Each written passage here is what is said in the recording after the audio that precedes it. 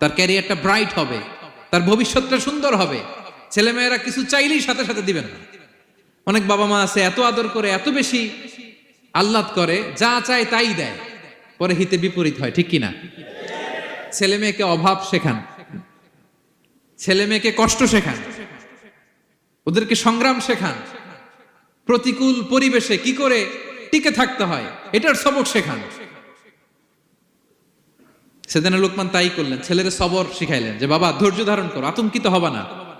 জীবন এটা সহজ নয়, জীবন চলার পথ সহজ নয়, এটাকে সহজ করে নিতে হয়। কখনো সবর করে, কখনো ক্ষমা করে, কখনো অন্যকে ইগনোর করে, কখনো দোয়া করে, কখনো আল্লাহর উপর তাওয়াক্কুল করে, ঠিক কিনা? ছেলে মেয়েকে আদর করে বোঝাবেন, বাবা এখন তুমি বাবার হোটেলে খাও, মায়ের হোটেলে ঘুমাও। সারা জীবন এমন চলবে না, দুনিয়াটা বড্ড কঠিন, এখানে কেউ